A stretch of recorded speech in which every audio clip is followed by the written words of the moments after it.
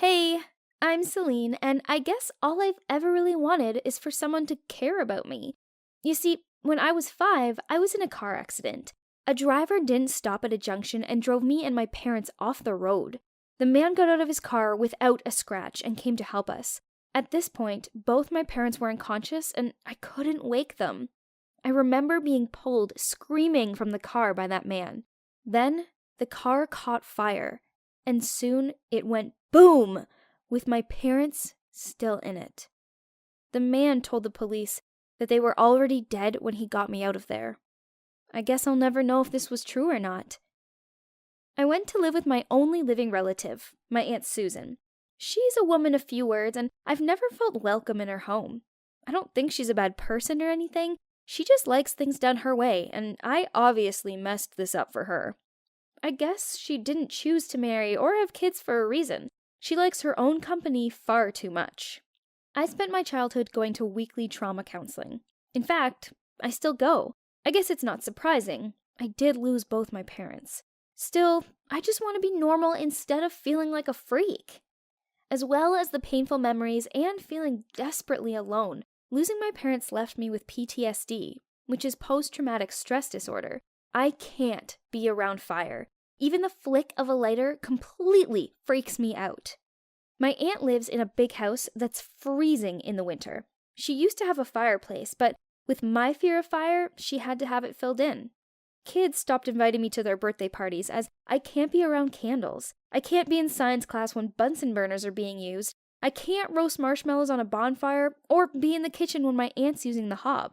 I don't watch many films or TV shows in case any sort of fire or flames are shown. If I see someone lighting a cigarette, I quickly move as far away from them as I can. One time, this led to me panicking and stepping into the road. A car missed hitting me by a matter of inches. About 6 months ago, this boy named Brady moved to my school. He was a senior, which meant he was a year older than me, and he was really cute and friendly. I was instantly drawn to him, but I never thought he'd be interested in me. After all, I was the freaky girl who ruined birthday parties. To my surprise, Brady showed interest in me. We got on really well, and soon we started dating. I trusted him, so I told him about my past and my PTSD, and he was really supportive. At first, he was so sweet and protective of me. When one of the kids at school made a not funny joke about me being a burnout, he shouted at him. Also, when he took me out to a nice restaurant, he rang them up beforehand and asked them not to have any candles out. Not only did I have my first proper boyfriend, but he was amazingly kind and thoughtful. I fell head over heels in love with him. Then, things began to change. Once, I was chatting to my male friends by the lockers when Brady stormed over and dragged me away. He got really angry and accused me of cheating on him with my friend. I laughed because it was so ridiculous, which only made him madder. After school, he apologized and invited me around to his house. I believed that he was sorry, so I agreed to go with him. I was laid out on his bed scrolling through my phone when his mood completely changed. He locked his door and then stood in front of it so I couldn't get out. I asked what was going on. He brought up the locker incident and went on about how I'd humiliated him and how I didn't love him. I told him he was wrong and that I did love him. He laughed. Then he took out a pack of matches out of his pocket. I instantly felt sick. I wanted to get out of the room, but I knew I wouldn't be able to budge him out of the way. I begged him to put the matches away. I was in uncontrollable sobs at this point. He laughed again, told me I needed to be taught a lesson, then he lit one of the matches and threw it in front of me. I placed my hands over my head and ducked down to the floor. I begged him to stop, but he continued lighting the matches and throwing them at me. I curled up into a ball and tried to switch off, but I felt like I was back at the accident where my parents died. It was horrible. He left the room. Then, a few minutes later, he came in with a glass of water. He passed it to me. Then he placed his arm around me and spoke to me soothingly. He said that I'd driven him to do that, but as long as I behaved, he wouldn't have to teach me a lesson again. I know what he did was wrong, but I love him, and the fear of losing him terrified me. I apologized to him, and he hugged me and stroked my hair. After that, things were okay for a while. I started avoiding my male friends as I didn't want to upset Brady. I told myself that what he'd done had just been a one-off and he wouldn't do it again. Unfortunately, this wasn't true. One time, I was late for a date night with him, and another time he saw our math teacher smile at me in the hallway. Both of these things led him to lock me in a room and throw matches at me again. He always comforted me afterwards, as he told me that he was only doing it for my own good. I was always on edge and jittery, as I didn't know when his mood would suddenly change. My friend figured that something was up and asked me about it, but I was too afraid to tell her. It all became too much for me, so I tried breaking up with Brady, but that evening he rang me telling me to look out of my bedroom window. He was standing out in my yard with a lighter in his hand. He told me that if I didn't take him back, he'd burn himself. Then he began to burn his hand. I crouched down beneath my window and begged him to stop. He told me that he'd only stop if I took him back. So I did. I'm still with Brady, as I'm terrified that if I break up with him, he'll either hurt me or himself with fire. For the last few weeks, he's been really sweet and kind to me. Maybe he's changed? Please, I need your help. I don't know what to do. Should I stay with Brady and try not to make him angry? I used to think that being beautiful meant I'd sail through life and always get whatever I wanted. Yeah, I know this sounds dumb, but back in high school, life was so much easier down to my good looks. All it took was a flutter of my eyelashes, and the nerds would do my homework for me. And girls invited me to their parties because they knew me going meant the cute boys would go too. It was nice having attention from other boys, but I was only interested in my boyfriend, Logan. He was a senior, and he was just perfect. He was so handsome, super smart, and a sports pro. There was one teeny tiny problem. I sucked at studying. It was just so boring. But to be honest, it didn't matter anyways, as I was beautiful. And being beautiful was enough. Besides, I did have one passion. I love singing and composing music. I don't publicize them or anything, but I'm not gonna lie, they were quite catchy. We had one long summer together before Logan went off to college. So I decided to surprise him with a love song I'd written for him. I showed up at his house with my guitar, ready to play it to him, but before I could start it, he said, "Ailey, I want to break up." What? Why? I spluttered out. "I've met someone else. She isn't as beautiful as you, but she's smarter. We're going to study at Stanford together. Let's face it, a place like that's way out of your reach." I couldn't believe what I just heard. I grabbed his arm and begged him to give our love another chance, but he just walked away. During the next few days, I kept calling and texting him, but he ghosted me completely. Feeling desperate, I searched for his girlfriend's info on social media and found out her name was Jolie, and she was one of the top students of another high school in the city. And OMG, how could he fall in love with such an ugly girl? Oh, turns out Logan wanted a smart girl, huh? So if I got into this college, then he would take me back, right? I mean, surely he'd pick a smart and beautiful girl over a smart, ugly one. That settled it. I was going to work my butt off for my senior year to get into Stanford. Geez, studying was way harder than I anticipated. It didn't help that I had loads of catching up to do. And why did Logan have to study economics? All the numbers and graphs made me feel super dizzy. I didn't know where to start. Everything was new to me, so I had to ask a couple of my nerdy admirers to help me out. At first, they actually laughed at me as they thought I was kidding. But when they realized I was being deadly serious, they handed me some books and tried explaining stuff to me. I even spent my break times in the library. Ugh, why was it like a maze in there? I swear I got lost and couldn't find my way out for at least an hour.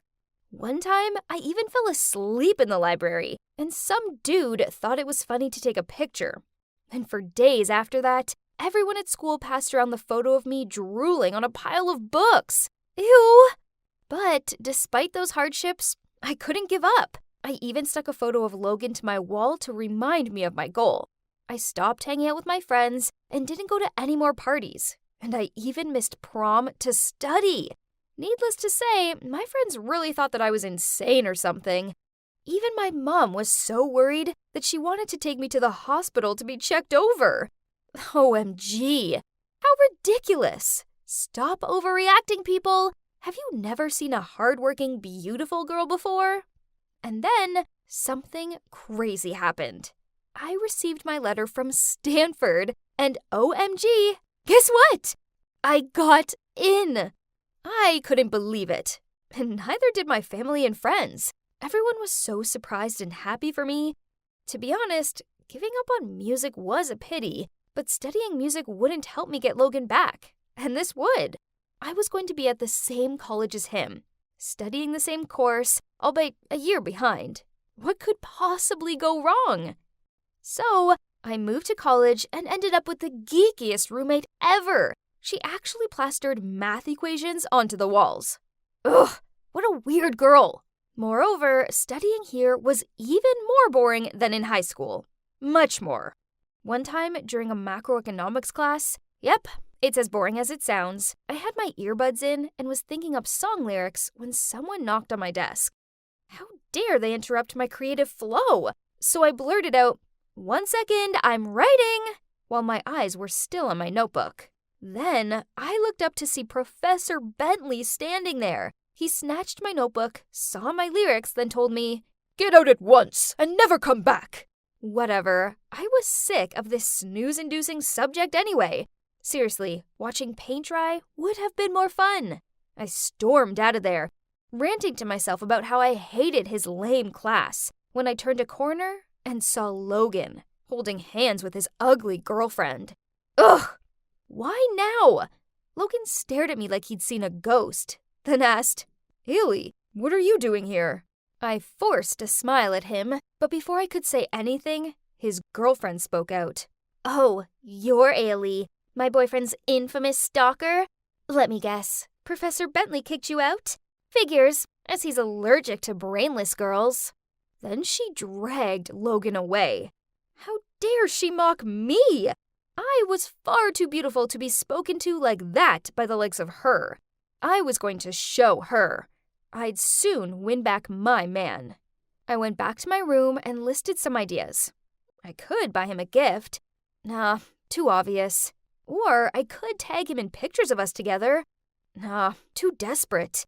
I know. I should stick to what I'm good at. In my case, that's music. Besides, how romantic would me singing a love song to him be? He wouldn't be able to resist. Some days later, I took my guitar out into the yard. A crowd began to gather around me, so I said, "I wrote this song for my ex, Logan.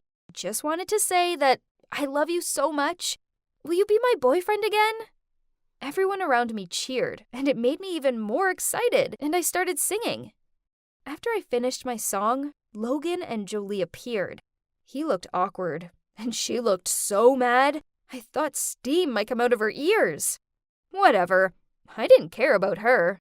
I shimmied over to them, then touched his shoulder. "Honey, I worked so hard to get into the same college as you. Now, will you come back to me?" Then, to my surprise, he angrily said, "Illy, please stop. We're over. You're crazy. All of this is crazy. Now, please, leave me alone." I stood there gobsmacked as he took Jolie's hand and they walked off. I could hear the crowd whispering about me.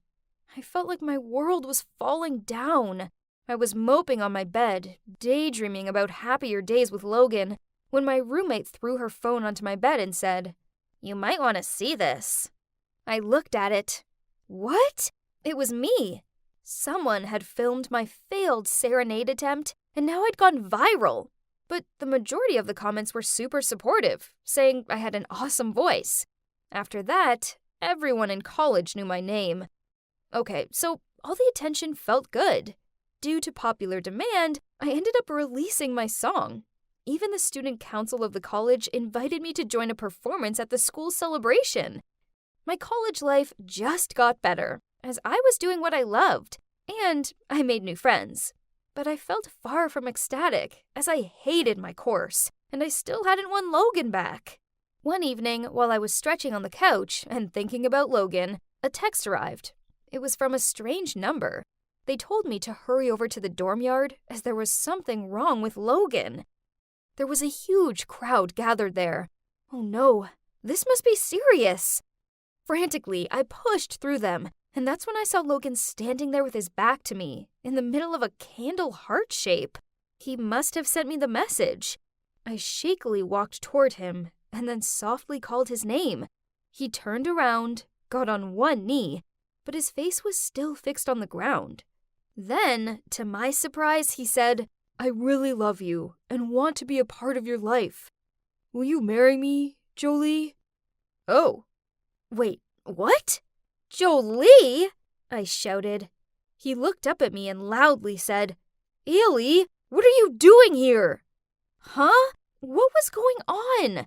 I looked back, and that's when I saw that some of their friends were standing behind me with some affectionate photos of Jolie and Logan, and also banners saying, "Will you marry me, Jolie?"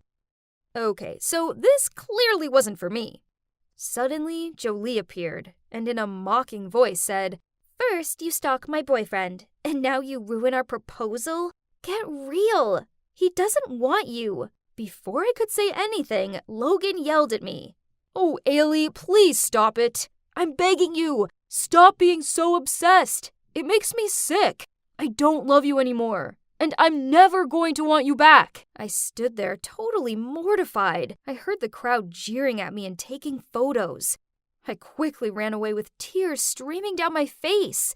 I angrily dialed back the phone number that had sent me the message, but it was blocked.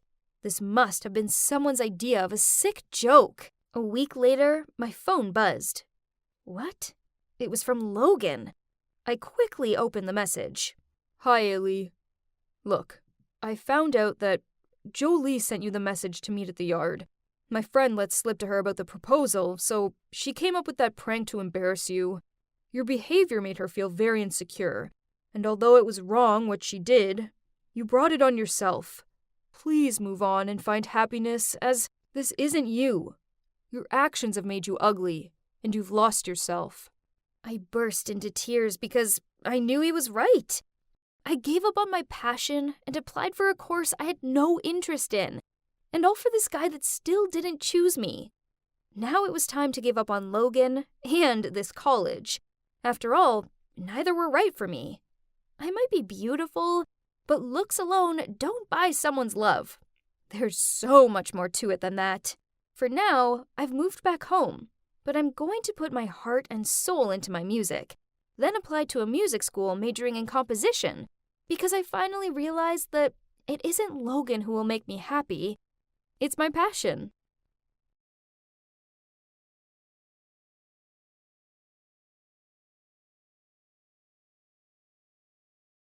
I opened the drawer and, aha, there it was. I'd been looking for this magazine for ages. But as I closed the drawer, I noticed something else. A photo hiding under the magazine. There was a woman and 2 kids in the photo. A boy and a girl. I was so confused. Who were they? I turned it over and there was a message on the back that said, "This is my new number. Call me more often. I miss you so much." Suddenly my mom came in and I was about to ask her about the photo, but she got mad and started screaming at me to get out of the room. "Never, ever come into our room again. Do you hear me, Aaron? We have private stuff in here. You know the rules." I was just looking for the magazine, I said, and quickly tucked the photo inside before running out of her room. Actually, I knew I wasn't meant to go in my parents' room, but I was doing a school essay on sustainability, and I'd seen an article in my mom's magazine about it a few days back. So I'd searched the whole house to try and find it. Eventually, I knew the only place it could be was their room, so I snuck in. Usually their door was locked, so I was in luck.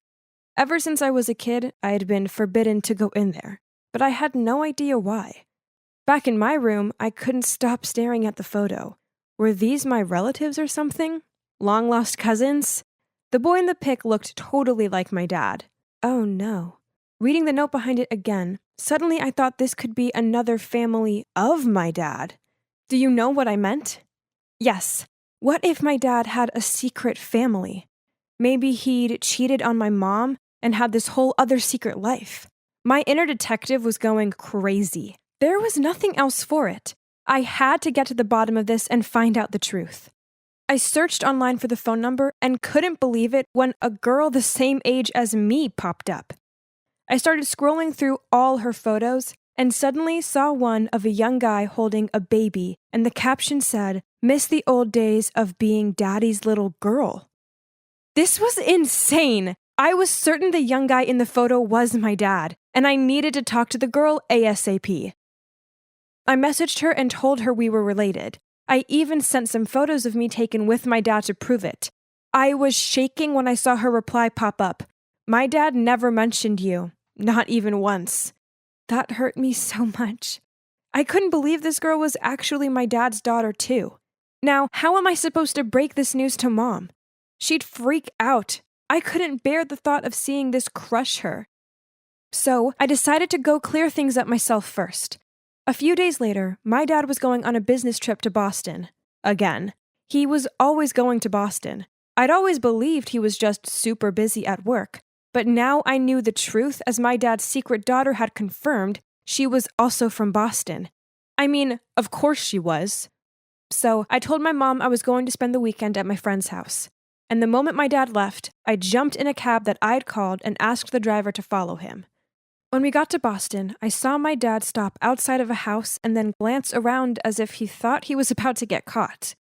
Then he got out of his car and rang the doorbell. A woman came to open, and immediately they started kissing. Then a young girl appeared, and, yep, it was exactly the people in the photo. I was shaking so much, I actually dropped the money for the cab. It felt like my dad had punched me in the chest. I was so upset. He had this whole other family that Mom and I had no clue about. I couldn't stand it anymore. Mom didn't deserve this. I walked towards the house and was so focused on what I was planning to say to my dad, I didn't even notice a van pulling up right next to me. Suddenly, everything went black, and I realized I had been blindfolded. A huge hand was covering my mouth so I couldn't even scream. I felt tape being put across my lips, sealing them shut. Then someone yanked me backwards and shoved me into some kind of car.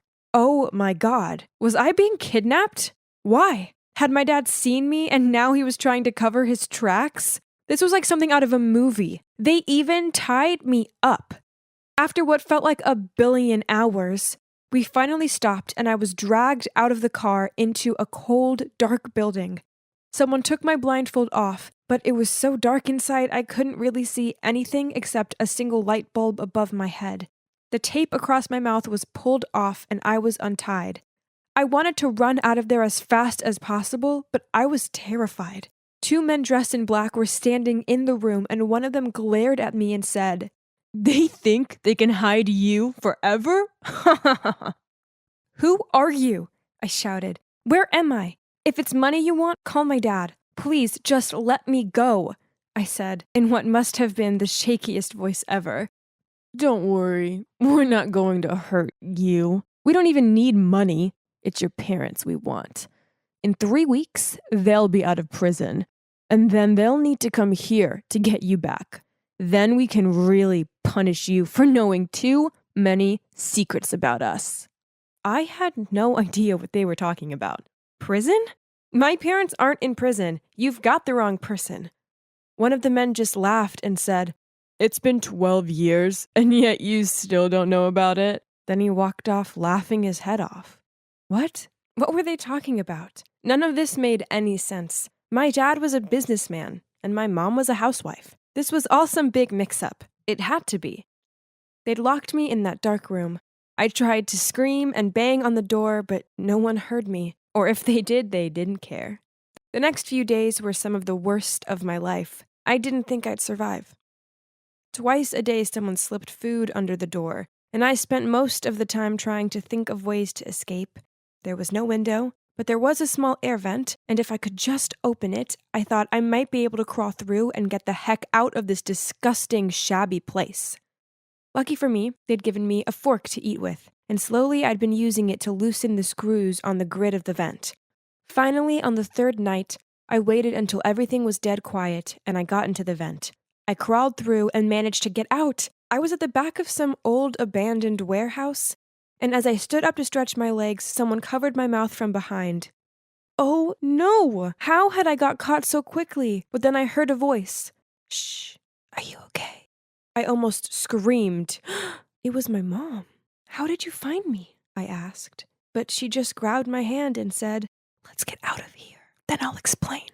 We climbed through a small gap in the fence, and then I saw a black car by the road. I started to panic again, but my mom told me it was for us. And then as we climbed in, she said to the driver, I got her, James. Let's go. It was only then that I finally took a look at my mom and realized what she was wearing. She was in all black and looked like a spy or something. Mom, what's going on? My mom bit her lip and said she couldn't hide it from me anymore. What she told me next was unbelievable. Turns out my parents weren't even my real parents. My biological mom and dad used to be members of this mob, but 12 years ago they'd been given an impossible task and they refused to do it, so their boss said he'd harm me as their punishment. My parents had no choice but to turn themselves in and ask the police for protection for me. In return, they gave the police some confidential info about the mob. Whoa, I was shocked. So, you're not my mom? My real parents are in prison? I felt like my head was spinning. How could my life get so crazy? Yep, they're in prison. Back then, the police stormed into the mob's headquarters, but the boss had managed to escape. That's why we put you in the protection program, because we knew he'd come search for you. This was too much. I didn't want such a dramatic life. Then I suddenly remembered there was more drama. Mom, I found out Dad was cheating on you, so I followed him here to Boston. Did you follow him too? I mean, how did you find me? This was so weird. My mom didn't look sad at all. She said, actually, he wasn't cheating. That woman and those kids are his family. You see, at the time, he and I were the only two people qualified enough to adopt you. So he actually left his family to fake our family life to protect you. It was all part of the protection program. But he missed his family so much. That's why he went back to see them most weekends. I'm so sorry, Aaron. We didn't expect it to turn out like this. When you didn't come home on Sunday, I used the GPS we set on your phone, and that's how I found you. Okay, my head was spinning even more. Not only were they not my real parents, they weren't even a real couple. This was absolute insanity, and all to protect me? Wow. And as it turns out, it worked out pretty well, because by tracking me, they found the new boss's hideout, and now the police had arrived, and he was finally being arrested. As for me and my family, we had to pretend to be a real family, for now. And actually, it wasn't that hard, because I loved them so much, and they'd sacrificed the past 12 years of their life to protect me. I'd be eternally grateful to them, and my biological parents would be out of prison soon, and then I'd be reunited with them. I don't remember anything about them, but they also sacrificed their lives to protect me, so they must be pretty amazing, right? You see that sad girl sitting there in a flood of tears? Yeah, I know, she's pretty hard to miss. Well, that was me a few months ago. My boyfriend had literally just broken up with me, and I had to pack my stuff out of his place ASAP with a resentful heart. But thinking back, if he hadn't broken my heart, I wouldn't have fallen into this super awkward and ridiculous situation. Oh, I forgot. I'm Ava. I'm 22 and I suck at love. So anyway, after crying like a newborn, I realized I needed a trip away to free my mind, just like Julia Roberts' character did in the movie Eat, Pray, Love.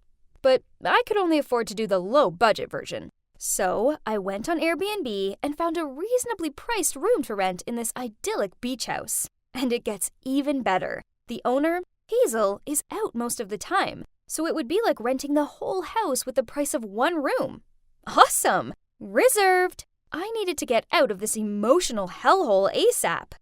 As expected, Hazel wasn't home when I arrived, and I had to find the hidden key under a plant pot by the door and let myself in. And oh my! It was like stepping into a life-size retro dollhouse.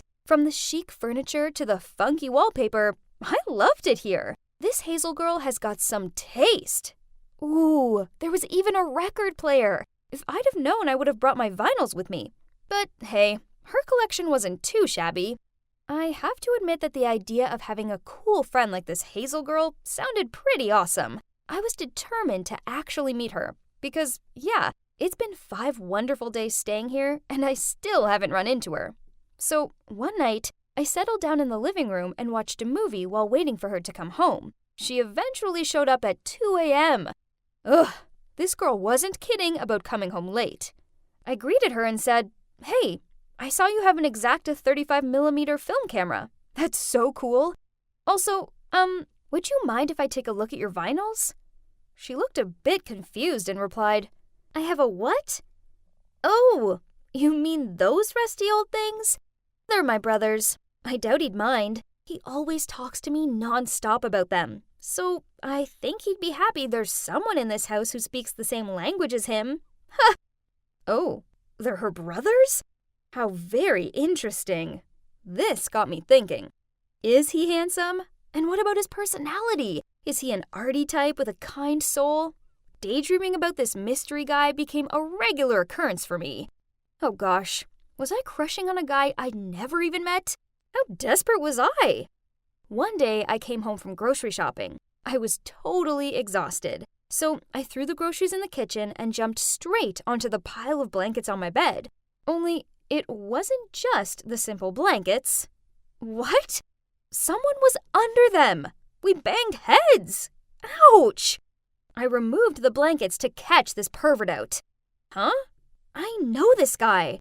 It was my ex. What in God's name was he doing here? Oh, for the record, this wasn't my current ex. This was Nolan. We used to date back in high school, but I'd not spoken to him in a long time. So it turns out he's Hazel's mystery brother. Ew. This whole time I'd been accidentally crushing on my jerky ex-boyfriend.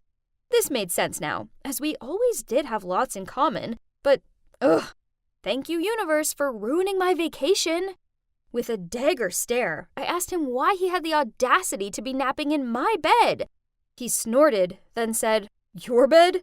This is my house, in my room. The question is, what are you doing here?" Reluctantly, I explained everything to him, and it turns out he was meant to be away on a 2-month business trip, so Hazel put his room on Airbnb without asking him. The problem being, he came back early. He just shrugged and said, "But I'm home now, so can you please take your stuff and get out of here? I'll get Hazel to refund you or whatever." This made me mad. I'd paid for the room. I had rights, so I was staying put.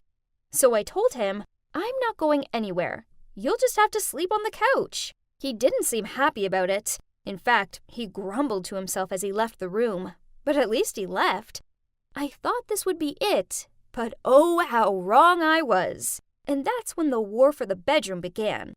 The next morning, I awoke to hear these weird squawking noises. Then I felt something flap in my face. Sleepily, I tried to whack it away and opened my eyes. Staring back at me was this massive gull. Ugh!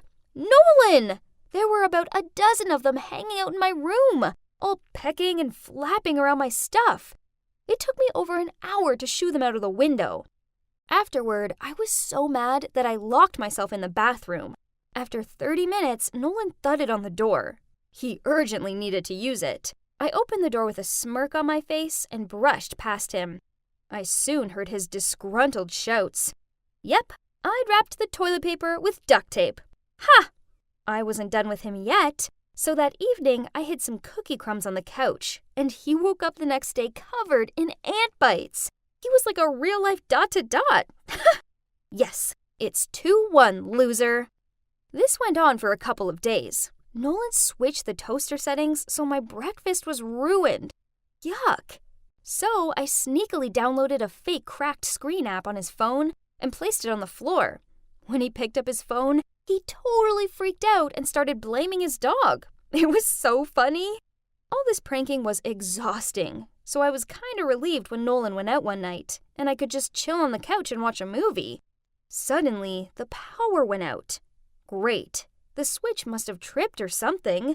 I put on the torch on my phone and was about to go and check it out when my phone rang. All I could hear was someone deep breathing into it. What the hell? I hung up and my body started to shake.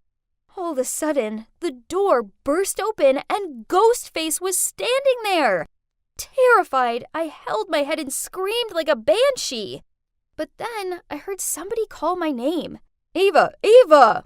It's me, Nolan. It's okay. I was so relieved to see him that I jumped into his arms and cried into his sweater. Please don't cry. I've got you, he said in a soft voice while he held me. I felt so secure and safe. What was that he was holding in his hand? It was a Ghostface mask. It was him! He knew I hated horror movies. What a jerk! I pushed him away and shouted, "What the hell? Are you crazy?" He just smiled and replied, "It was worth it, 'cause the hug was so sweet." Man, I hate this jerk. After that, I avoided him. Okay, I did catch myself looking over at him and getting this weird, warm feeling. One time, he was playing with his dog on the beach, and I watched on from the porch. Did I have a crush on my ex?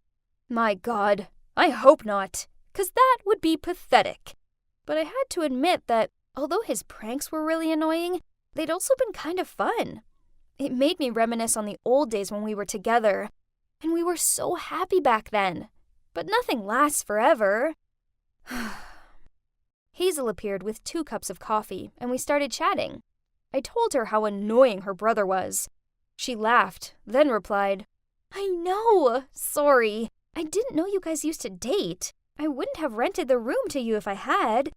I get that it must be awkward for you, especially as you were the one who broke up with him, right?" I did what? He was the one who broke up with me because he was moving away at the time and couldn't handle the long-distance relationship. And worse, he did it over a freaking letter.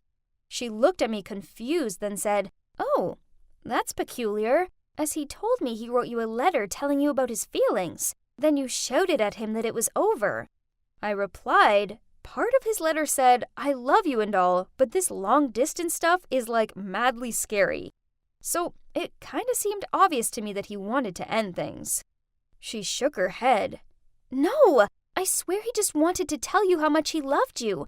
But obviously, my dearest brother totally sucks at writing. What an idiot. I told him he should have let me proofread his dumb love letter." So it turns out our breakup had all been a misunderstanding. I mean, come on, who writes love letters anymore? Anyway, the past was the past, so I decided it was best to leave it there. Besides, I only had a few days left here. On my last day, I packed my things and said goodbye to Hazel. I had to admit that I was really gonna miss it here. Nolan was nowhere to be found. He must be celebrating because he finally had his room back. Whatever. It's not like I needed to say goodbye to him. I took a cab to the train station. On the way, I couldn't shake Nolan out of my head. He needed to know the truth about the breakup. I couldn't let him think that I was a cruel person back then. "Stop! Turn around!" I shouted out to the cab driver. I ran back into the house. Hazel stared at me in shock. Why aren't you at the train station?" Oh, wow. I couldn't believe they wanted to get rid of me so fast. I was about to leave when Hazel continued. "Nolan just took a cab there to talk to you. Let me call him." Nolan answered the phone and asked me to meet him at a lighthouse nearby. Oh gosh, I was so nervous. What did he want to tell me? Maybe Hazel had told him about our convo the other morning. I spotted him. He was holding something. Gee, I hoped it wasn't another letter. He blushed while looking at me. Then he said in a shy voice, You forgot something in my room." Then he handed me a bag. I opened it, and there was my lingerie. Oh, great. How could I forget them? So he wasn't going to tell me anything. But wait a minute. These weren't mine, and they still had the tags on. He giggled and said, "Sorry, I swear that was the last prank. I just needed a reason to see you. Hazel told me everything. I don't blame you for our breakup. I blame my poor writing skills. The point is, I love you. I just love you. You're the only girl I've ever loved. Still to this day. I've never loved anyone else. Oh gosh, I couldn't believe it. Although I was pretty sure he'd just quoted that from a movie or series or something. As we all know, he sucks with words, and it sounded familiar. Anyway, I threw the bag of lingerie in his face and then wrapped my arms around him. So, from then on, the room war stopped. Not because I was leaving, but because we became roommates. Let me tell you this. Actually, there's not much to tell. Only, when your boyfriend writes you a letter, please make sure you read it very carefully. Actually, scrap that. Just tell him to get with the times and to text you.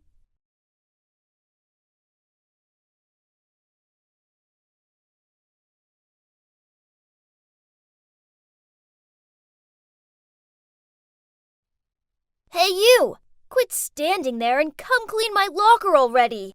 You're destined to be a maid, just like your mom! Suddenly, a whole group of kids erupted into laughter, and I just froze. I glanced back, wondering how they knew my secret, but then I realized they were mocking some other girl. Phew, what a relief! This new school seemed intense, and when I walked into the classroom, 3 of my new classmates wouldn't stop staring at me, but I just ignored them. But at lunch, one of them came over to me and said, I guess your family is super rich, right? I didn't know what to say, so I just replied with, no, they're kinda normal. Why? Then he raised his voice. How dare you try to sit here then? This is our table. Move! I immediately got up and ran to an empty seat on the corner table. That's when some kid told me that the 3 rich kids were Brent, Sophia, and Jasmine. He told me that the best way to stay out of trouble was to avoid them at all costs, because their parents basically funded the whole school, and so everyone had to respect them. But I couldn't avoid them, because the very next day, Sophia came running up to me and said, Why do you keep your family a secret? Come on, spill! I freaked out. Why did she suddenly ask me that? But then Jasmine appeared and said, Girl, that bag you wore yesterday is totally sold out. How did you get your hands on one? Oh, right. They were probably talking about my Insta post from yesterday. And so I said, Oh, my dad bought it for me in Paris. Sophia's eyes went wide and she said, OMG, your dad is so cool. Why are you wearing it today? Shoot, they were going to catch me out. I had to think fast. My parents don't want me to show it off, so they said I can't bring it to school. Sophia and Jasmine burst out laughing and said my family sounded cool but weird. If only they knew the truth. The bag wasn't even mine. It was just from a modeling job I did to make some extra pocket money. In fact, my parents were super poor. My mom worked as a maid, and my dad was a security guard. Obviously, I couldn't afford fancy designer bags, but the rich kids didn't need to know that, right? At lunch, I saw them walking towards my table, and Brent said, What do your parents do? Just tell us. We won't tell anyone. I told them my dad was the CEO of a big fashion company, and my mom worked at the Ministry of Foreign Affairs. I wasn't proud of my lie, but the alternative was being treated like the girl I saw on my first day at this school, and I didn't want that at all. They all looked amazed, and Jasmine said, That makes sense why you're so pretty and smart. Then Brent jumped in and said, But then why are you a scholarship kid, I just smiled and kept quiet. I couldn't think of a good lie and didn't want to take this any further. I thought they would leave me alone after that, but they kept approaching me and even started to ask me to join them at their rich kids' table. I couldn't say no, but when they asked me to hang out on weekends, I made up excuses. Not because I didn't want to join, but because there was no way on earth I could afford it. I didn't even dare to ask my parents, as they were working so hard to save up for my college tuition. I was so afraid of my lies catching up with me, so whenever I modeled for high-end stuff, I'd post a pic to my Insta. One time, I shared a photo of me wearing super expensive heels and captioned it, "Thanks, Dad, love you." Sometimes, I even took it to the next level and edited travel photos so it looked like I'd spend the weekend in Paris. And one time, I even photoshopped me driving in a Lamborghini. It was a lot of effort, but it was better than being mocked for being poor, like what happened to me in my last school. I couldn't go through that again. One time, I decided to go shopping with them, and it was crazy to watch them buying everything in sight without even thinking about it. I couldn't even dream of a life like that. But when we got to the bag shop, Jasmine pointed to a fancy-looking bag and said she'd bought it yesterday. Then she asked me, "You probably already have it, right?" I just grinned and said, "Yep, my mom bought it for me last time she was in Milan." But then Jasmine said, "Yay! Okay, cool. So let's both wear them on Monday. Everyone will be jealous." That weekend, I felt sick. I had to buy that bag. I decided to raid my piggy bank, but when I got to the shop, I realized I only had 1/10 of the amount needed. I was so shocked. Who would spend that much on a bag? While I was standing there, a woman came in and bought it without hesitation. Why was it so easy for rich people? I decided to follow her just out of curiosity and saw her going to the restroom. I couldn't believe it. She just left her new bag by the sink and then went into the cubicle. I looked around and saw the coast was clear, so I quickly grabbed the bag and walked out of the restroom. I ignored the guilt about stealing it from her and headed home. All I could think about was what would happen if I walked up to school on Monday without the bag. But as soon as I reached my room, the regret was eating away at me. Would I go to jail if they find out? My parents would kill me. Well, Monday morning rolled around, and I proudly wore my new bag to school. Brent, Jasmine, and Sophia were so surprised and said I had the limited edition version, which was twice the price as the normal one. This made me feel even more guilty, but from the looks I got all day, it was worth it. Everyone saw me as one of the rich kids now. Soon it would be summer vacation, and Brent said he had a holiday house in Hawaii and suggested we all go for 1 week together. No way I could afford that, so I lied and said I had to go to Paris with my dad for an event. But then Jasmine said her parents were away, so we could have a party at her house instead that weekend. She suggested we dress up and said she couldn't wait to see my clothes I wore outside of school. Oh no, I was dreading this. Brent said he would pick me up at home and drive me there, but I told him to meet me at school instead, as my parents were so strict. Oh my gosh, all of this lying was making me feel exhausted. But no way could I let them see my dilapidated old house, especially as I'd lied and told them we lived in a villa with a pool and golf course. My lying was becoming a big problem. I mean, where would I get a dress from? I lay there worrying about it, and suddenly I heard my parents talking in their room. My mom was saying she'd finally saved enough to send me to college and asked my dad if he could deposit it in their bank tomorrow, as she had to work at some party. Then she said she'd been keeping it in her closet for safekeeping. I thought about it for a while. I mean, the money was for me anyways, right? So what harm would it do if I just took it now? The next morning, I snuck into their room and took all of the money and rushed out to the mall to buy a gorgeous purple dress and sparkly shoes. This was absolutely the life that I deserved. After that, I took an Uber to school, where Brent, Jasmine, and Sophia picked me up. I had like 1,000,000 missed calls from my mom and dad, but I ignored it and turned my phone off. I just wanted to enjoy a full day living like a true rich kid. Brent drove us towards Hampton's Country Club, and I couldn't believe it. Jasmine's family owned this place. Wow! When we arrived, a valet came over, but Brent was so rude to him, he shouted at him and said, "Listen, buddy, this car cost $4 million. If you even leave one tiny mark, you'll be paying for it for the rest of your life." I turned around to see the valet's reaction.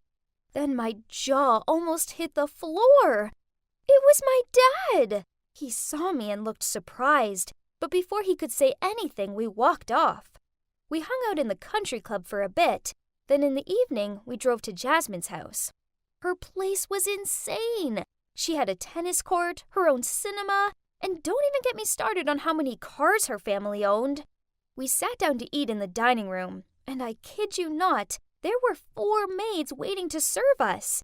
We each had our own one. I was too busy being shocked to notice my maid walking towards me, but then I heard a familiar voice. "Sweetie, what are you doing here?" "Mom?" I was horrified. The party she'd mentioned yesterday. This was the party. Oh no, this was a disaster. Jasmine looked surprised and said, "Do you know her?" So I said, "Oh, she used to be a maid at our house." My mom looked crushed and said, "A maid? How could you say that?" Then Jasmine got annoyed and said, "Don't you dare speak to my guest like that. Get out of my sight." My mom ran off, almost in tears, and for the next little while, Brent and Sophia treated her terribly too. Brent even asked her to clean his shoes. My mom was being treated like this all because of me. I could see she was really upset, and she accidentally dropped some sauce on Jasmine's dress. And then Jasmine just lost it. She pushed my mom and screamed, "Are you crazy? Do you know how much this dress cost?" Well, that was it. I'd had enough. I ran over and helped her up. "Mom, are you okay?" "Mom?" Jasmine, Brent, and Sophia all shouted. So I said, "Yes, she is my mom. And how dare you treat her like that?" Tears were pouring down my cheeks, and I felt so humiliated. Needless to say, they kicked us out, and Jasmine even threw some $10 bills at us and said, "Take it. Go back to your broken-down house. You're stinking up our air." I couldn't stop crying. It was exactly how they treated that girl on my first day at school. I didn't have much choice but to tell my parents the truth. That I'd lied to everyone, stolen the bag, and even stolen their money just so I could pretend to be rich. I'd never been so ashamed in all my life, especially after everything my parents had done for me. It took some time, but they eventually forgave me, and we moved to a small town out in the countryside so I could start at a new school. I never wanted to see those rich kids again. Now, I'm working hard to finish school and save enough money for college, and I've realized that being rich didn't even make me happy. My family might be poor, but they're the nicest people I've ever met. And you can't buy that in any designer shop.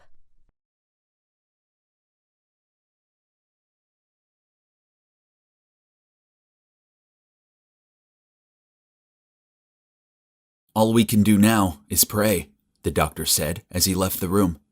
I looked at Ethan lying on the hospital bed, surrounded by medical equipment, and felt my heart sink. Then Elliot came over to me and said, "Charles, I think you should maybe go home and rest. There's nothing you can do right now." Yeah, Elliot was right. Now I had to be stronger than ever, and in fact, if it wasn't for her, I probably wouldn't have made it through this crazy time. Although Elliot was a newbie in our department, we'd become close very quickly, and I was so grateful for her. I smiled at Elliot and offered to drive her home. And then I went to see my mate Cooper. He'd just got back from living abroad. We'd been friends for years. We first met at a gay pride party. He was bisexual and I was gay. At least, I had been. But now, I wasn't so sure.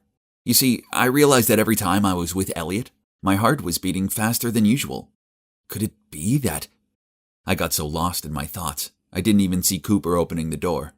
He looked at me and said, "Dude, what's wrong with you? You look like you've seen a ghost." I told him I was in deep trouble and really needed his advice. Lying on his couch, I explained how my boyfriend Ethan was in hospital, but that I'd started having feelings for a girl. Cooper looked at me with sympathy in his eyes, but then he just nudged me and said, "Charles, welcome to my life. It's okay to have feelings for both men and women. It's normal." I asked him what I should do, and he said I should just listen to my heart and let it decide. And then he winked at me and asked to see a photo of this girl who was turning me bi. I opened my phone and showed him, and he looked shocked. His eyes went wide, and I asked him if he thought she was hot too. But then he said something that made my blood run cold. "She's my ex-girlfriend, bro." Whoa, what? This couldn't be happening. Then Cooper told me how they used to date and had even set a wedding date. But then something had happened and they'd broken up. This was too weird. What were the chances? I wanted to ask him more about what she was like and why they broke up. But from the look on his face, it was too painful to speak about. Plus, it also made me feel a bit uncomfortable. I could barely sleep that night. Worrying about Ethan and thinking about Elliot and Cooper. It was all so strange.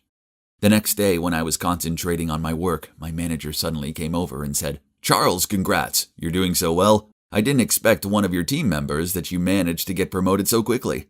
Huh? What was he talking about? No one had been promoted. I was so confused. He noticed how puzzled I looked and said, "Didn't you know? Elliot took over Ethan's role as director." What? How did this happen? I looked at him in surprise and he continued. Word on the street is that Elliot is the president's daughter, so it's normal for her to take over. She clearly hid her identity well, didn't she? Then he just laughed and walked off. Wait, if Elliot was the president's daughter, that meant that she was related to Ethan. She was Ethan's sister, right? Oh, this couldn't be. She'd acted like she didn't even know him at the hospital that day. I quickly ran to find her and said, "Hey, Elliot, why didn't you tell me you were Ethan's sister? You know that me and your brother are in love. Why would you hide this from me?" Elliot just sighed and said, "Well, actually, I didn't want to hide this from you. But my parents sent me to help Ethan to run the company. I don't have any experience, so I wanted everyone to treat me like a normal newbie so I could actually learn. That's why I hid my identity. I'm so sorry." I guess she'd done the right thing, as I'd heard lots of gossip behind my back when I'd started dating Ethan. So I sympathized with her. But now it all made sense. The reason I had a crush on Elliot. She looked so similar to Ethan. The same deep blue eyes, the same cheekbones, even the same gestures. She also had the same shrimp allergy, and they both had this pen spinning habit when they're deep in thoughts. How had I not noticed this before? What if I wasn't in love with Elliot? I was just in love with how she was so similar to Ethan. Okay, that made me feel a lot better. So it was Ethan I loved after all. The next day I went to visit Ethan with a huge bouquet of sunflowers, his favorite. When I was walking through the entrance, I spotted Cooper. "Hey, we meet again," I called out. "What are you doing here?" He told me how he was visiting his ex who'd been in an accident, and I said I was visiting my boyfriend who'd been in an accident. "Let's walk together," I said. "What room's your ex in?" 1502, Cooper said. "Are you sure?" I mean, that was Ethan's room, I thought. Then it hit me. "Hang on, is your ex called Ethan?" I asked, really hoping it wasn't. "How did you know that?" Cooper said. "Because Ethan is my boyfriend," I said. This was way too awkward. How was it possible to have this many coincidences? I couldn't believe it. Cooper was shocked too, and said that Ethan was the reason he and Elliot had broken up. He'd fallen in love with Ethan. And Ethan's family had been so upset by this, they kicked Ethan out of the house. Oh, so that's why Ethan never talked to his family and told me to never ask about them. After that mess, unfortunately, their relationship didn't work out. So Cooper packed up his stuff and decided to go study abroad to start things fresh. Oh man, this was a lot to digest. I couldn't help but wonder how Elliot had felt when she'd found out her husband-to-be was in love with her brother. Cooper and I were so shocked, but not as shocked as we were going to be a moment later. We were about to walk into Ethan's room when we heard Elliot's voice. She was speaking in a mean tone, saying, "Ethan, you just wait. How will you feel when your boyfriend falls in love with me? It'll be painful, right? I'll make him leave you and it'll serve you right, after everything you've done to me. It's time for a taste of your own medicine." I froze when I heard her saying that. I turned to Cooper and he was just as shocked as I was. Suddenly he burst through the door and I stormed in after him. Elliot almost fell off her chair in surprise at seeing us. Why are you two here together?" she said. "Hey, stranger," Cooper said. "Come on, Elliot, give it up already. It's been a long time. Things were over between us. Just let go and move on." Cooper was so angry, but Elliot just laughed and said, "Get over yourself, Cooper. It's not about you. I don't have feelings for you anymore. I just want revenge on my brother. It was so cruel of him to steal you away and ruin my life like that." Then with eyes full of hatred, she turned and looked at poor Ethan lying there. I was furious. I realized exactly what Elliot had been doing. Deliberately flirting with me to steal me away from Ethan. How could she? I confronted her on the spot. "What's wrong with you? Why would you treat me like this? And your poor brother?" I didn't expect... Before I could continue, though, she interrupted me and said, "Charles, wait, listen to me, please. It's true that was my intention at first, but then I fell in love with you." And I thought you were starting to fall for me too. I'm so sorry. Elliot then tried to reach for my hand, but I was disgusted. I pushed her away and said, "Get away from me. I don't want to see you anymore." Elliot started crying, but I was too upset to be bothered. I was just so horrified that she'd do this. I was so disappointed in myself, too, for falling into her trap. Poor Ethan. He didn't deserve any of this. I stared at him lying there on the hospital bed. What if he knew? I kept staring at him and swear I saw his fingers twitch. Oh my gosh, was he waking up? Cooper quickly went to the doctor while I stayed with Ethan and tried to talk to him. Ethan, are you awake? The doctors ran a few tests and said that Ethan had finally regained consciousness and would wake up properly soon. Cooper and I were over the moon. I was so relieved he was going to be okay. And it seemed like Elliot also felt the same as she stood quietly in a corner of the room, tears streaming down her eyes to the corner of her mouth that turned up in the most subtle smile. And as expected, about a week later, Ethan opened his eyes. I'd never been so happy in my life. He started physical therapy, and I spent a lot of time helping him. Of course, Cooper popped in to visit too, and we all had a good laugh about how connected we all were. This must have been real fate, because calling this coincidence would be an understatement. As for Elliot, she just disappeared. But then a few days later, when Ethan, Cooper, and I were chatting together in the hospital, an email popped up on my phone. It was Elliot, and she said she was so sorry for what she'd done, and she just hoped that Ethan and I could forgive her. Then she said she wished us only happiness. I told Ethan and Cooper the good news, and we were all so relieved. Maybe we could all be friends after all. I mean, Elliot might become my sister-in-law one day, right? Life can be so funny. I'm just so glad Cooper appeared when he did, and everything came out into the open. I'd never forgive myself if I'd left Ethan for his sister. Ethan was always the one for me.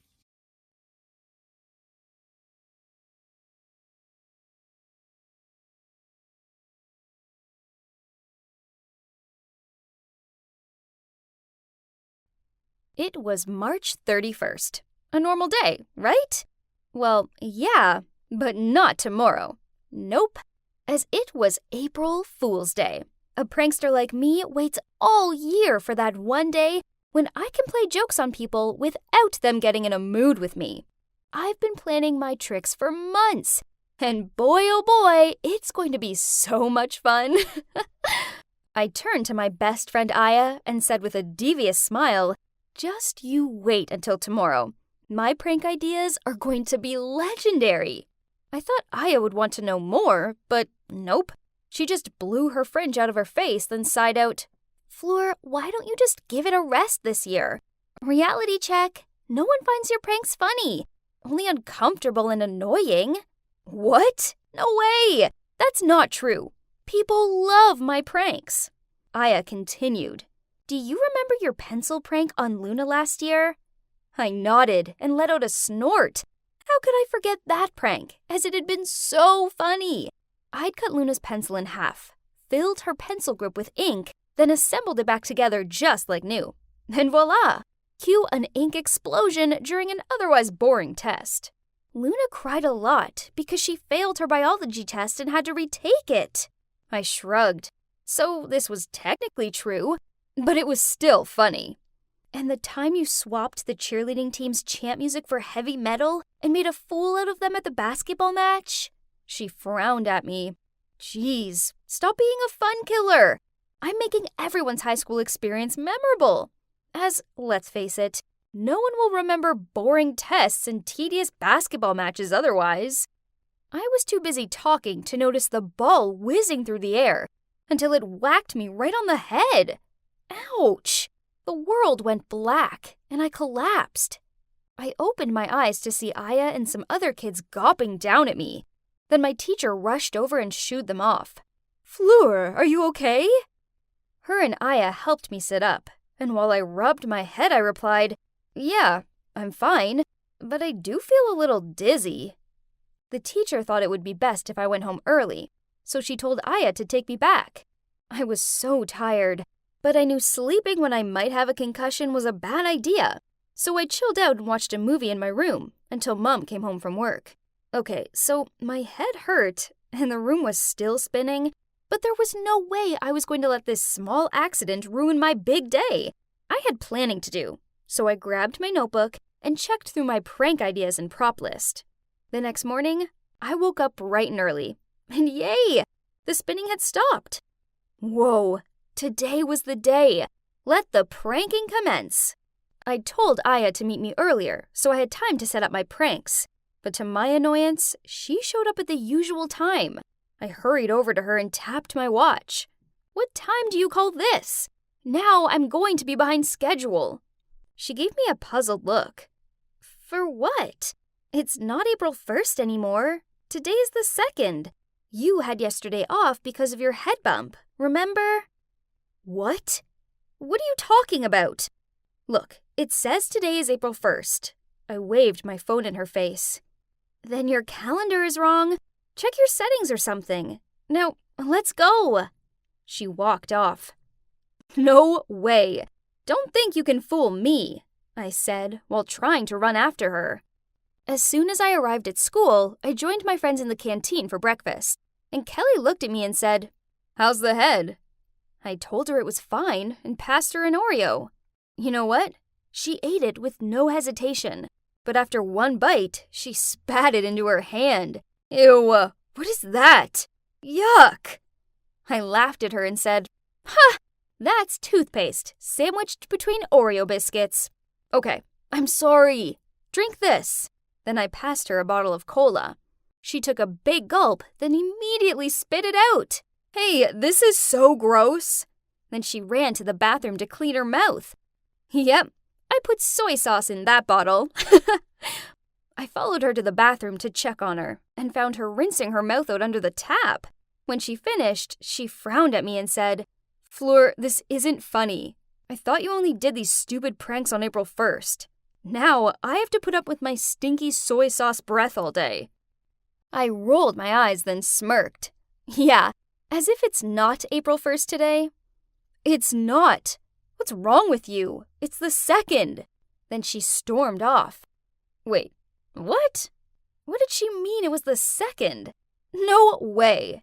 Anyways, seeing as I was already in there, I decided I may as well carry out another prank. I pulled out my Nutella jar and went into one of the cubicles and waited until another girl went into the one next door. I asked her, "Hey, excuse me, my friend, do you have toilet paper in there?" She was nice and replied, "Sure." Then she passed it to me. I quickly put some Nutella on my hand, then rubbed it over her hand too. Oops! Oh boy, she screamed so loudly, and I couldn't hold my laugh. Ew, what the hell? So disgusting, you freak! Then she ran out to wash her hand. I stepped out. Relax, girl. It was just a prank for Fool's Day. Just Nutella. But she sneered back. You're crazy, and it's the 2nd already. Jeez, what's wrong with you? Then she left. Okay, this was so weird. Why was everyone acting like it was April 2nd? On the way to class, I rechecked my phone. Yep, it said April 1st. Okay, I got it. This was everyone's dumb attempt to fool me. Well, nice try, but it so wasn't working. As it was the 1st, which meant it was time for math class. I took my seat in class and waited, but, Why did Mr. Simmons, the chemistry teacher, walk in? He told us to prepare for our next lesson in the lab. What was going on? I was so confused. That was tomorrow's schedule, right? Then he sat down in the chair without any suspicion and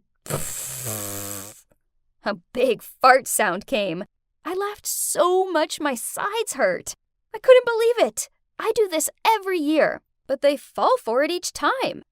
But hang on, why was everyone so quiet? I looked around and realized I was the only one laughing. Oh, come on, everybody. It was fun. The typical joke for April Fools. Mr. Simons held up the fart pillow and gave me a stern look. Fleur, I don't expect this behavior from someone your age, especially seeing as it's not even April Fool's Day anymore. And can you believe it? All my classmates agreed with him. No way! Everyone was crazy. No, it is. I know it is. You're all lying, I replied in a panic before I gathered up my stuff and ran out of the classroom. I really needed some space to think this through. It was all so crazy. I couldn't have zoned out for an entire day. Could I? Or the ball hit me so hard that I lost my memory? I remember having dinner, then staying up late to plan out my pranks, and I know I was tired, but no way. They were the crazy ones, not me. Anyway, lab time. I was the last one to walk in, and I sat down at my bench and started on the experiment. I guess I wasn't focusing properly as I poured the chemical into the beaker, and boom! The next thing I knew, I was covered in this weird green powder stuff. Still, no one was laughing. Instead, they were all staring at me and asking if I was okay. Then Mr. Simons asked them all, "Why is this chemical bottle here? What a mistake!" Embarrassed, I ran to the bathroom to clean my face. Geez, I looked like the Grinch. It was super tricky to scrub off. Ugh! I hoped I wouldn't be stuck with this color forever. But was it someone's prank on me? But if that's the case, then why did no one laugh? I sure would have laughed at me if I was them. Finally, the green powder started to come off, and then I went back to class. On top of my backpack was a folded-up note with my name on it. Huh. I opened it. "Hi, Fleur. There's something important I want to tell you. Meet me in the hall after class. Devin, X." My heart instantly fluttered. I'd had a crush on Devin for, forever. But, oh, I got this. This had to be a prank. Everybody knew I liked him, so they did all of this to embarrass me. Devin must be involved this time. I glanced over at him, and he smiled, then gave me this cute wave. Whatever, this was definitely too good to be true. Enough. I wasn't going to let everyone laugh at me anymore. So, as I followed Devin to the hall, I took a sip of water, but I kept it in my mouth. Then, when Devin stopped walking and turned to face me, I squirted the water up into the air like an elephant, then said, "Ha! Gotcha! I'm no fool."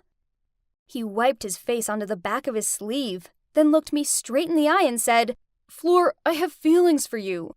I waited until today to tell you, as I didn't want to do it yesterday on April Fool's Day, as you'd probably think it was a joke. So why do that to me?" I stared at him speechless. The highlighted words that I'd heard were feelings, yesterday, and April Fool's Day. I started laughing a fake laugh, but then it turned awkward, 'cause his serious expression didn't budge. "You're kidding, right?" I muttered out, but he looked totally devastated. Oh no, I didn't want to upset Devin. I was just confused with days and, as if I actually missed April Fool's Day. What a bummer! I realized my prank had gone too far, and how it could have hurt his feelings, so I blurted out, "Devin, I'm so sorry. I didn't mean it. It's the concussion. I'm delirious. I'm so sorry." Then came an awkward silence. Suddenly, Devin's sad look changed into a smirk, and he began to laugh. Then everyone jumped out of nowhere and started laughing too. I stood there with a gormless expression on my face. Then Aya appeared and said, "Gotcha!" So it turns out it was actually April the 1st, and I hadn't actually missed a day. Nope, this was Aya's ingenious idea for everyone to get their own back on me. Last night, she created a group on Facebook and added everyone in the class, including the teachers, to plan today's prank. No, this couldn't be possible. I was the pranking queen, not them. Then Aya sidled up to me and said, "Hey Fleur, guess what? It's still April Fool's Day." The next thing I knew, I was grinning at her. Then I play hit her arm and started to laugh. I guess that they had fooled me good. After that, I didn't carry out any more pranks. I was just happy to have a chilled rest of the day. Then, when I was walking home, Devin caught up with me and said, "Fleur, I'm sorry. But actually, not everything was a joke today." I smiled and looked at him. "Oh yeah? So, what's not a joke?" But he just turned tomato red, then rushed away. I stood there blushing as I watched him hurry off. Did this mean Devin really likes me? Interesting. Maybe this April Fool's Day wasn't such a fail after all.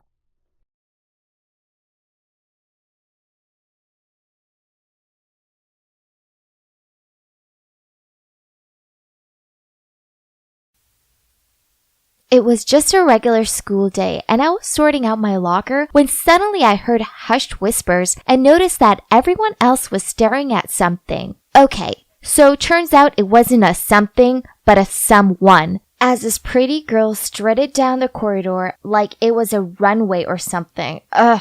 Why was everyone gawping at her, rushing over to greet her, and sticking notepads in her face for her to sign? I hugged my books and muttered, geez, there's nothing special about her. So, my name's Lily, and I'm just a normal girl. My family, yeah, they're normal. My appearance, normal. And my social status, well, that's just normal too. I coast through life, and that's it. Nothing exciting ever happens to a regular girl like me.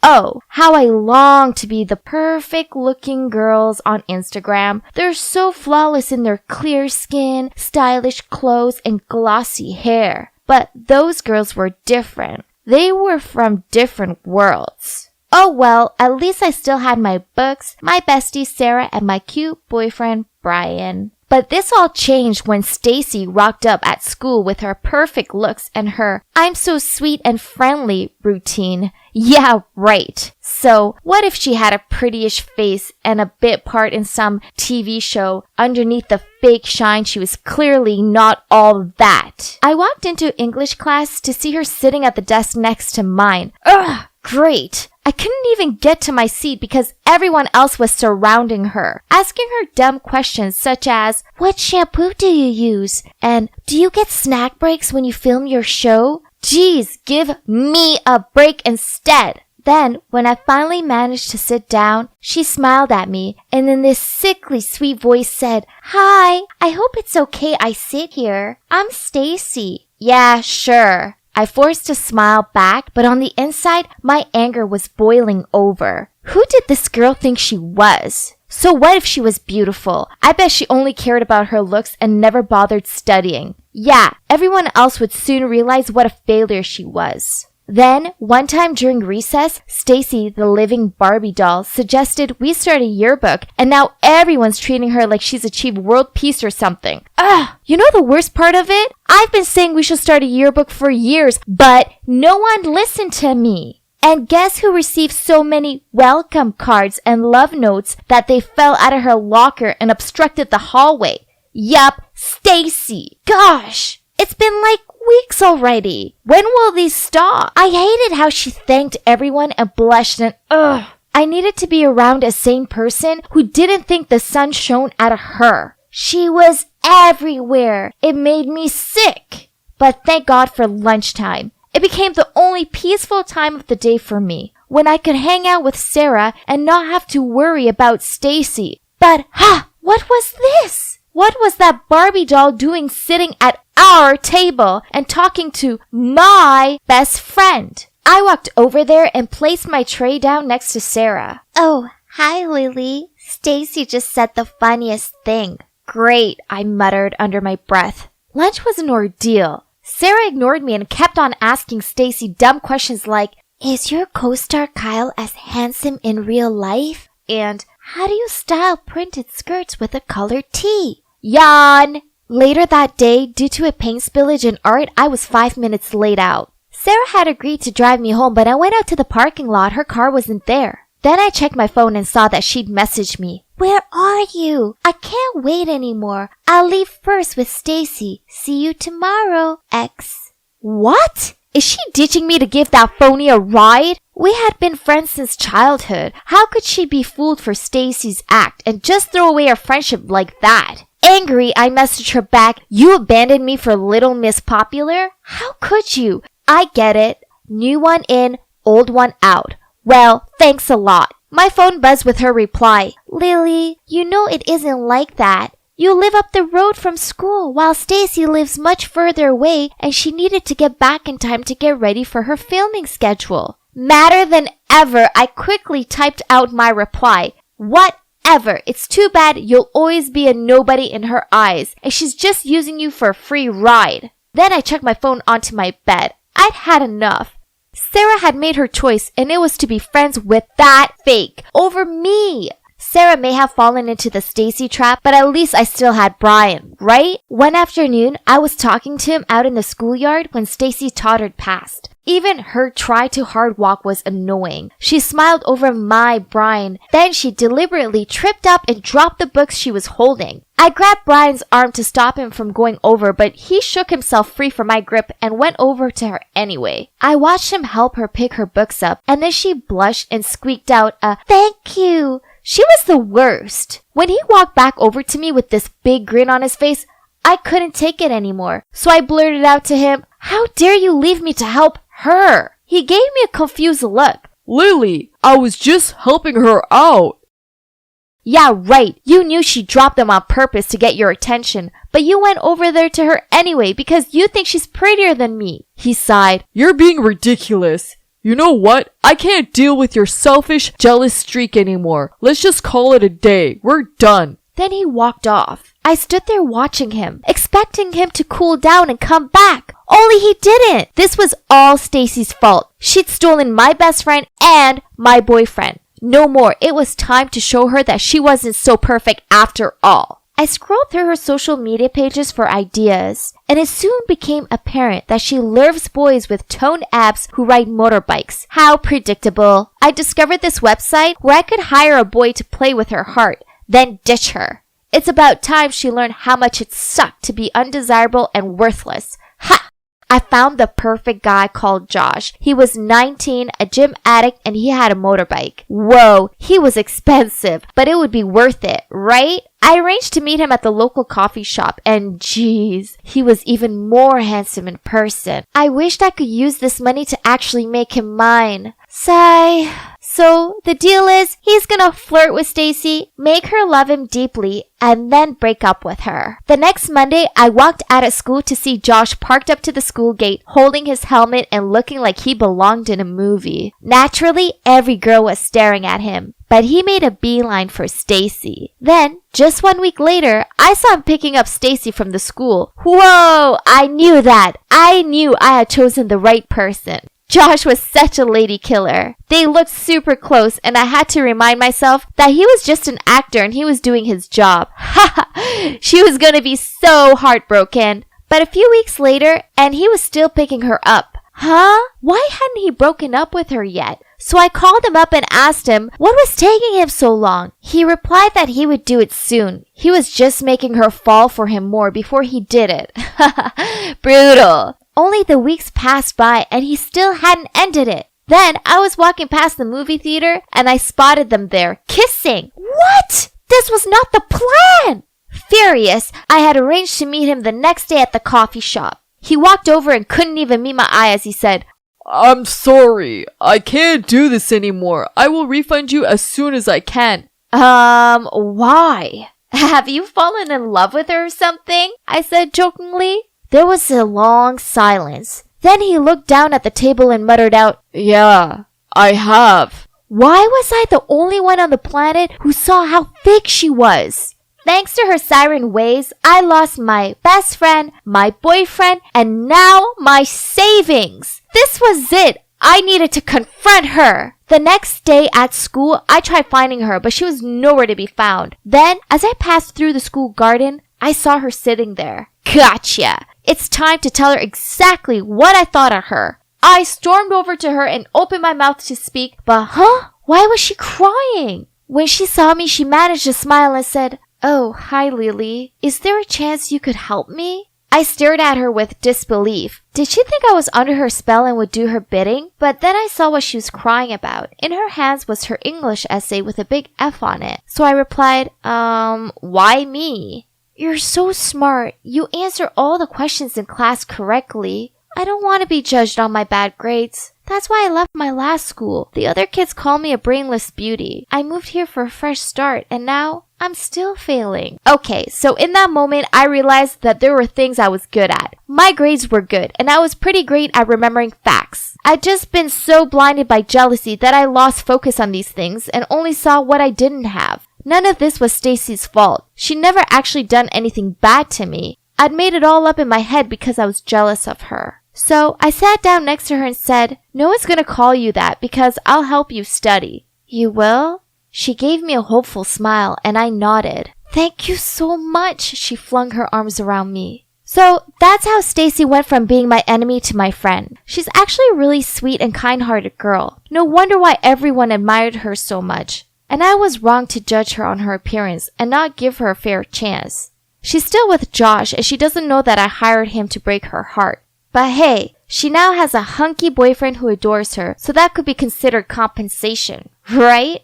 Brian and I are still over, but thinking about it, maybe this was for the best. I know I overreacted, but he gave me up so easily, and well, I want to find a guy who won't do that. As for Sarah, I went around to her house with a bag full of her favorite candy, and I apologized for being a jealous jerk. Luckily for me, she forgave me. Now, Sarah, Stacy, and I have become good friends. Sarah and I both help Stacy with her studies, and she gives us fashion tips. And you know what? I've come to realize that I'm pretty after all. I just needed to discover my spark. So finally, I learned that no one's perfect. Perfection is just an illusion. The most important thing is that we feel happy with what we own and never stop improving ourselves. So just be you and let everyone else concentrate on being them.